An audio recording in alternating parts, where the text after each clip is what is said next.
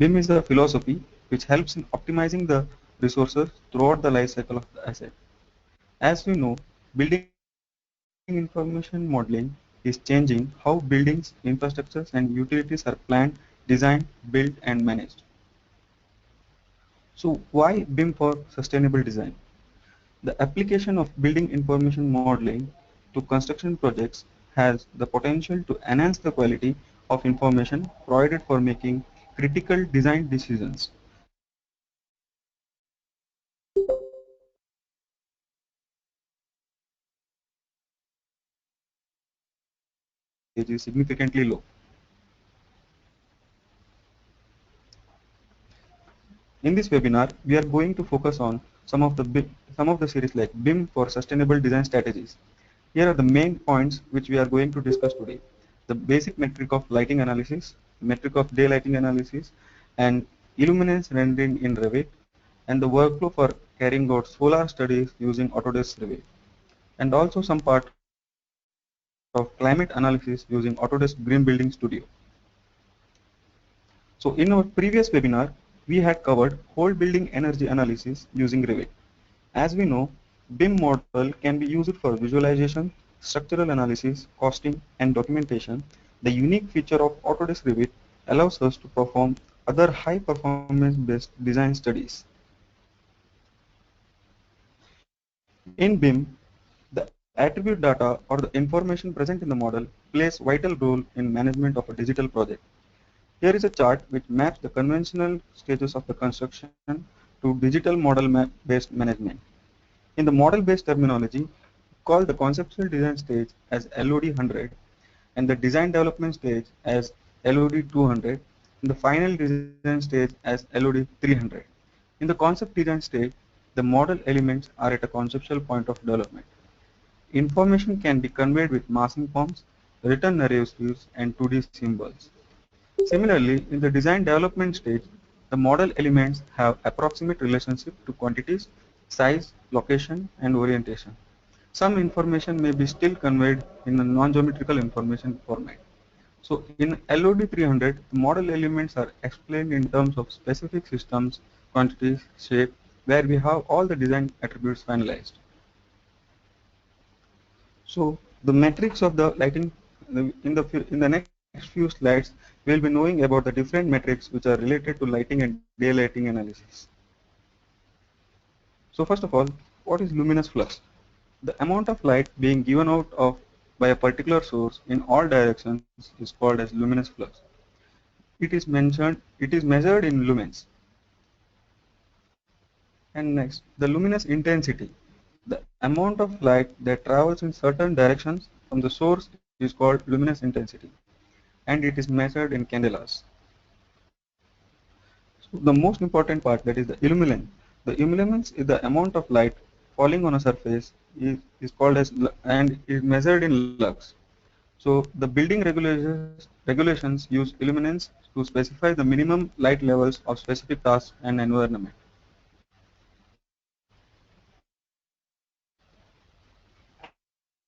Lux is the light reflected off to surfaces and measured in candelas. So now, if we consider daylighting matrices, like there are different factors which are affecting the daylight.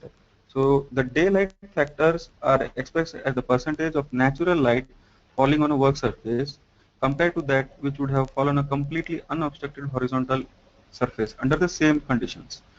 These values are often averaged across an entire room or visualized on a grid. So the daylight autonomy, DA, is a percentage of working hours when lighting needs are met by daylight alone. It is measured by the comparing daylight elements on a work plane to the minimum required over time. This is a very popular and metric and can tell you how often lights need to be on the specific illumination requirement. The common illumination levels in a specific conditions of full daylight, like you have 10,752 lux on a full daylight, and the overcast day you have 1,075 lux. So these are the common illumination levels, and these charts are taken from the Illumination Engineering Society, North America. So useful daylight illuminance, that is called as UDE. UDI. The useful damage also measures a percentage of time adequate daylight, but it also quantifies when the light levels are too high and too low. Basically, the UDI is based on three standard bands. Less than 100 lux is insufficient daylight. Between 100 to 2000 lux is a useful daylight. More than 2000 lux is too much daylight, and we have to consider it for a thermal discomfort. So whenever there is a lighting intensity more than 200 lux, so there should be a design strategy so that we decrease the thermal load on the building. How to perform the illumination rendering in Revit? So Revit possibly means offers two types of options for carrying out the rendering of the elements. One, we can create a 3D view of a particular space, and we can upload the model in Autodesk 360 and perform the illuminance rendering. In option 2, we can see the top view of a floor plate, and we can completely simulate the entire floor plate for the illumination rendering, and we can get the various lux level at the different part of the project. In step 1, we have to select or create a 3D view out of the Revit model.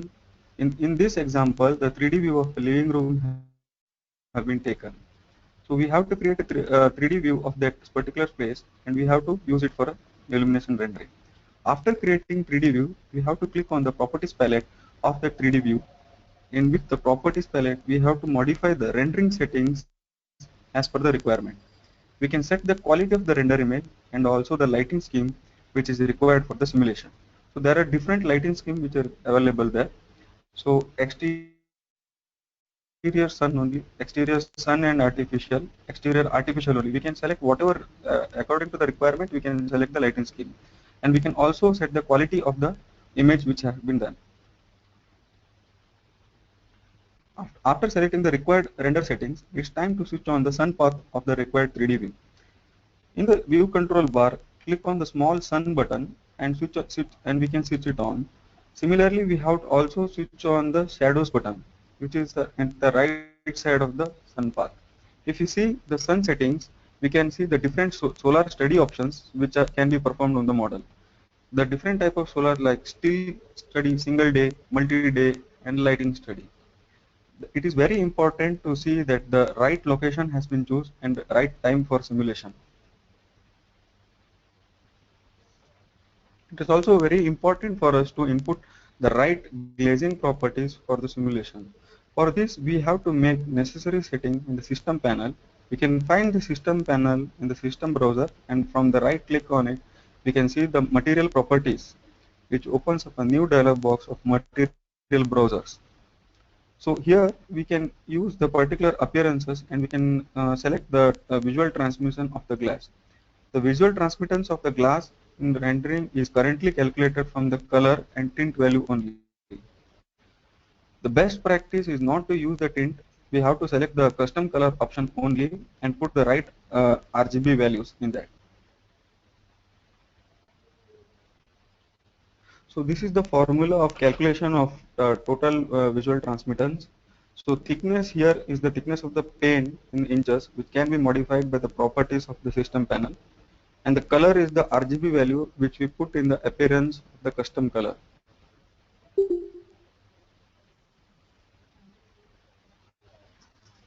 After all these settings, we can render the model in a cloud, and we can click in render in cloud option. So after that, there is a different dialog box which opens, which is of Autodesk 360, and we can select the 3D view for which we have to render. In this particular example, we are considering living room, and the output type we have to set it to illuminance. And we can also adjust the image size, which is medium, large, and small, and we have to put the right location time.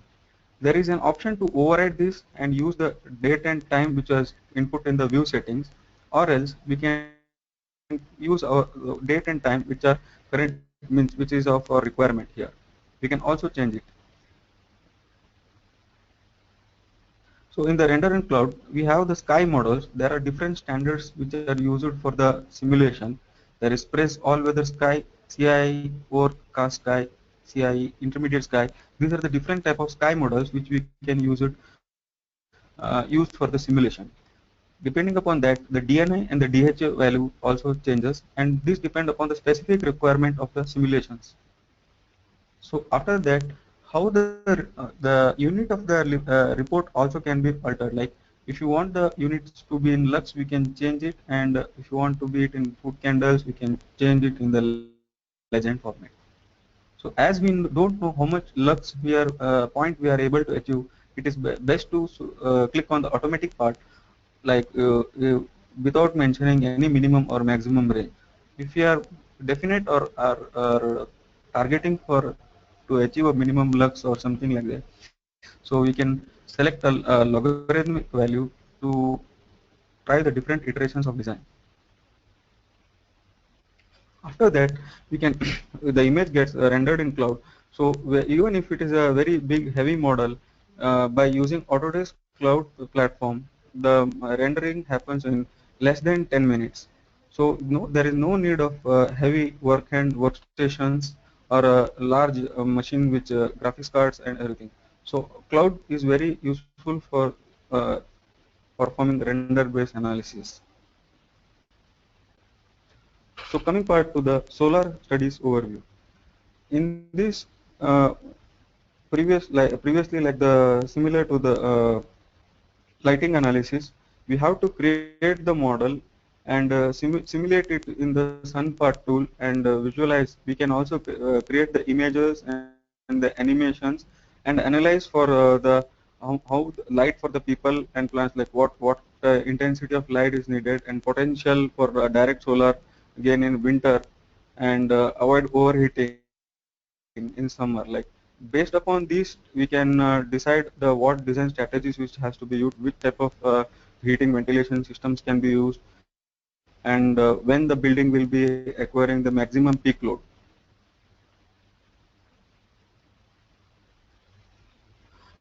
So what is the sun path? Sun path is a visual representation of the sun's range of movement across the sky at the geographic location you specify for a project. In Revit, we can specify the project location. In Autodesk Green Building Studio, there are different weather stations which are available now, and we can also control the time control, like end time, the start time, and the daily path you can see, and also the sunrise and sunset point, and the date control. And there will be a ground compass in the view of 3D model where you can see the northing easting points.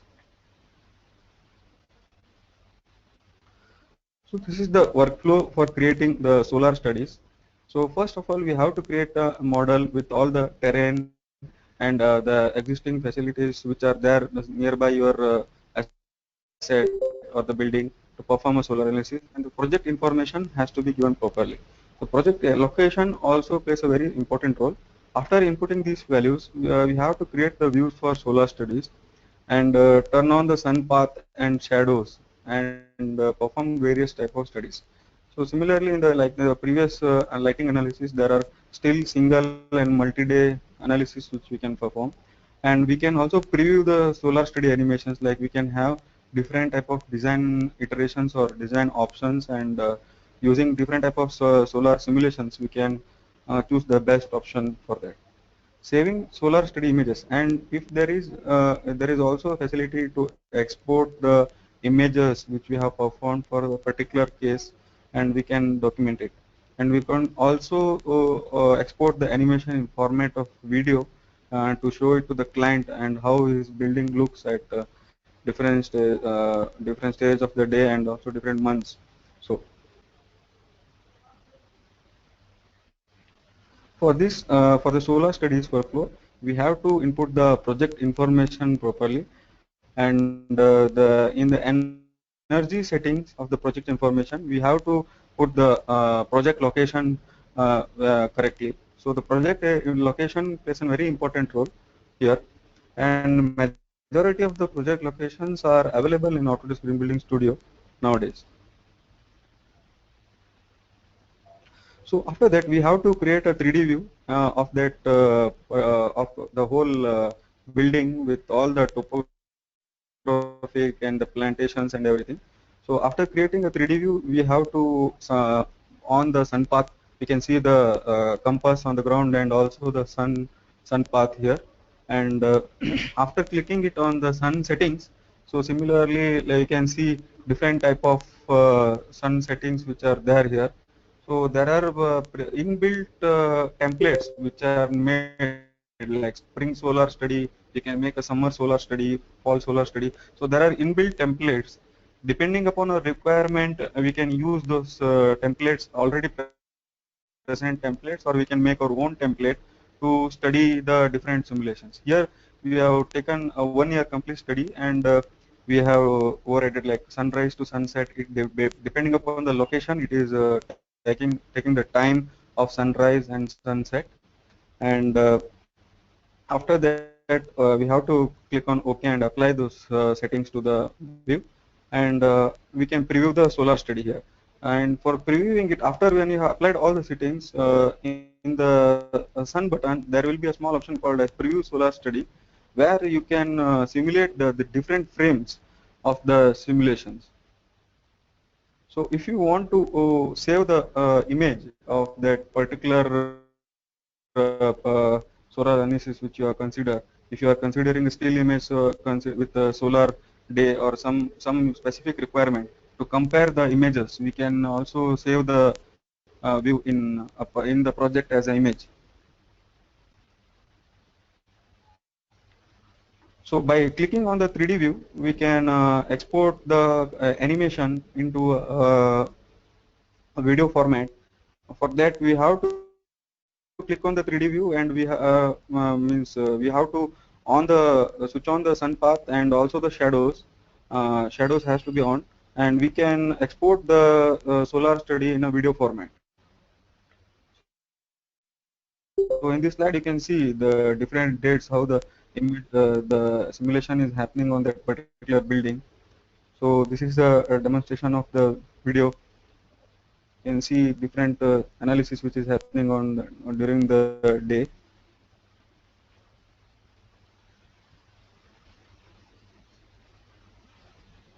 So coming to Autodesk Green Building Studio. Autodesk Green Building Studio is a cloud-based service, and it uses Department of Energy 2.2 engine for whole building energy analysis. And we can just upload the Revit model into the cloud server of Autodesk Green Building Studio, and we can perform various design options, design iterations, and we can check the design orientation of the building, at what orientation what is the energy efficiency of the building. Like in our previous webinar, we showed how we can do the whole building energy analysis and how to export the Revit model into a GBXML file and perform the secondary analysis in various other tools also. Just like any other energy analysis settings for in Revit, which is performed on Green Building Studio, we have to create a Revit model first, and we have to sign into the Autodesk 360 account. And for this purpose, we have to set the building elements as the basis for energy simulation. There are two bases, like whole building energy analysis and using building elements. So we have to set building elements as the basis of energy simulation, and specify the building energy settings as needed. There are a lot of properties which we have to set according to the design criteria of the building, depending upon all the energy simulations and energy criteria. If a building is aiming for LEED accreditation or GRIHA or some accreditation, we have to see the credit system, rating systems, and we have to select the different energy parameters and run the energy simulation. So this is the uh, video demonstration of what the Autodesk Green Building Studio is.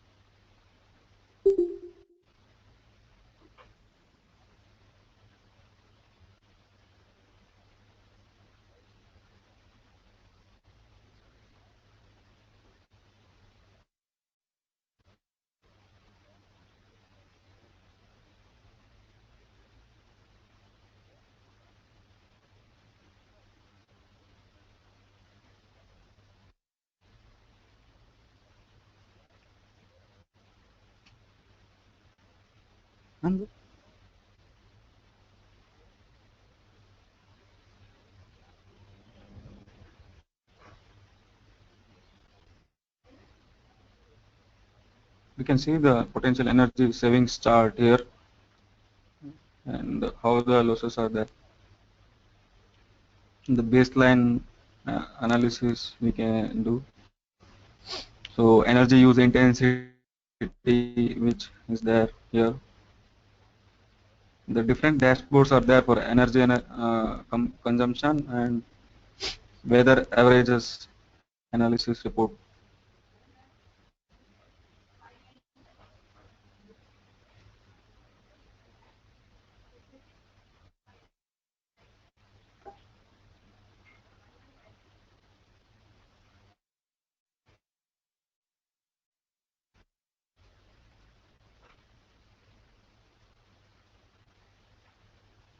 So here you can see the different climate analysis which were done using Autodesk Green Building Studio, and the different windrows diagrams also which are generated from Autodesk Green Building Studio after uploading the model. So if there are any questions related to the subject, we can discuss it. I can just drop the message down.